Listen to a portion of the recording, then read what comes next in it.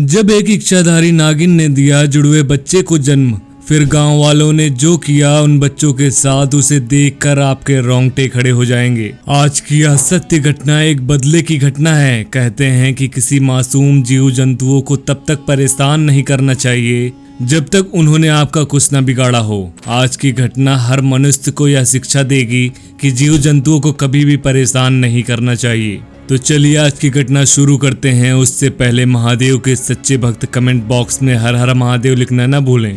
आज की घटना है मध्य प्रदेश के एक छोटे से गांव की, जिसे लोग शांति का घर मानते थे। वहां के लोग अपने कामों में मग्न रहते हैं और गांव की शांति को बनाए रखने में विश्वास रखते थे।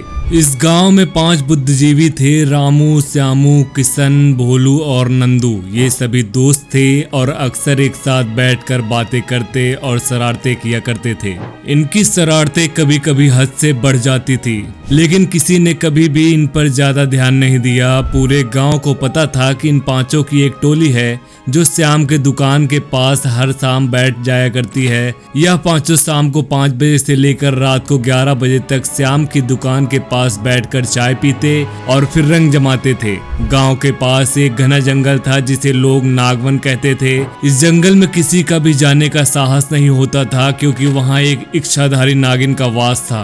गांव के बड़े बुजुर्गों ने चेतावनी दी थी कि नागवन में जाने से अनहोनी हो सकती है, लेकिन हमारे 5 शरारती दोस्तों ने कभी भी इन चेतावनियों को गंभीरता से नहीं लिया। एक रात 5 ने शराब पी रखी थी और उन्होंने तय किया कि आज वो नागवन में जाकर सारा डर दूर भगा देंगे। उन्हें लगा कि यह जंगल के बारे में जो कहानियां फैली हुई हैं वो सिर्फ लोगों को डराने के लिए हैं। हंसी मजाक करते हुए वे नागवन की ओर चल पड़े। जंगल की गहराइयों में जाकर उन्हें एक गुफा मिला। उत्सुकता से वे गुफा के अंदर चले गए। गुफा के अंदर उन्होंने एक असामान्य दृश्य देखा।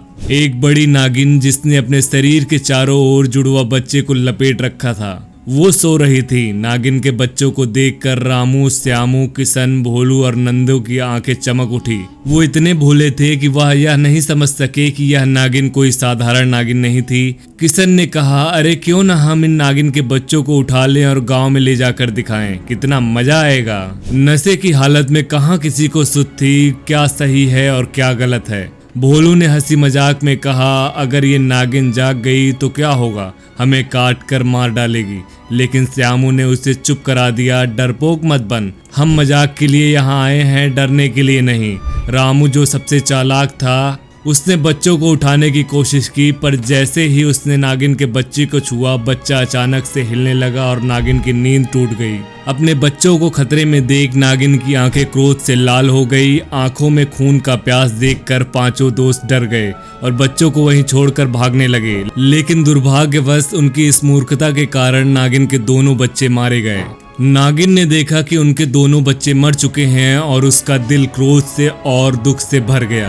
नागिन ने अपने बच्चों के मृत शरीर को देखा और अपनी इच्छाधारी शक्ति का प्रयोग करते हुए एक भयानक शपथ ली। उसने कसम खाई कि वह अपने बच्चों की मौत का बदला जरूर लेगी। गांव आकर 5 मित्र अपने कृत्य को हंसी में उड़ा रहे थे। वह नहीं जानते थे कि उनके जीवन में कितना भयानक मोड़ आने वाला है। अगले कुछ दिनों में गांव में अजीब घटनाएं होने लगी। रामू, जो गांव का सबसे मजबूत और बलशाली व्यक्ति था, एक रात गहरी नींद में सो रहा था। अचानक उसे एक भयानक सपना आया जिसमें उसने नागिन को देखा। वह नागिन उसकी ओर तेजी से बढ़ रही थी और अपने जहर से उसे मारने के लिए धमकी दे रही थी। रामू की आंख खुली तो वह पसीने में डूब गया था, लेकिन उससे पहले वह कुछ समझ पाता उसकी सांस रुक गई और वह तड़प तड़प कर मर गया। श्यामू, जो सबसे बड़ा मजाकिया था, एक दिन गांव के तालाब में नहाने गया। अचानक पानी के भीतर से एक नागिन प्रकट हुई और उसने श्यामू को अपनी पूंछ में लपेट लिया। श्यामू की चीख सुनकर कोई नहीं पहुंचा और वह भी तड़प तड़प कर वहीं पर मर गया।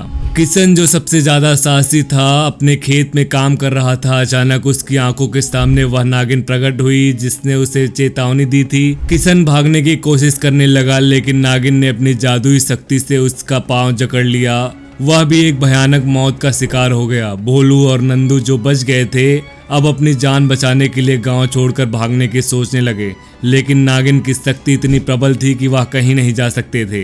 एक रात जब वे गांव से दूर जाने के लिए निकले थे तभी नागिन ने उन्हें घेर लिया। दोनों ने उसके आगे हाथ जोड़कर माफी मांगी, लेकिन नागिन का गुस्सा ठंडा नहीं हुआ। उसने पहले नंदू को मार डाला और फिर भोलू को तड़पा तड़पा कर मौत के घाट उतार दिया। गांव के लोग जो इन घटनाओं के बारे में जानते थे डर गए और नागवन के पास भी नहीं गए। उन्होंने समझा कि यह सब नागिन के क्रोध का परिणाम है। गांव के बड़े बुजुर्गों ने बताया कि यह इसलिए हुआ क्योंकि उन मूर्खों ने नागिन के बच्चों के साथ छेड़छाड़ की थी। इस घटना के बाद गांव के सभी ने कसम खाई कि वे कभी भी नागवन की पवित्रता को भंग नहीं करेंगे। उन्होंने नागिन के लिए एक मंदिर बनवाया और उसकी पूजा शुरू की। इस घटना ने पूरे गांव को यह सिखाया कि किसी भी प्राणी के साथ छेड़छाड़ नहीं करना चाहिए और उसके बच्चों को नुकसान पहुंचाना कितना घातक हो सकता है ये भी गांव वाले जान गए। इच्छाधारी नागिन ने अपने बच्चों की मौत का बदला लिया और गांव वालों को हमेशा के लिए सबक सिखा दिया कि प्रकृति और उसके जीवों के साथ खिलवाड़ नहीं करना चाहिए। दोस्तों, आपको यह वीडियो कैसे लगी हमें कमेंट करके जरूर बताएं। हर हर महादेव।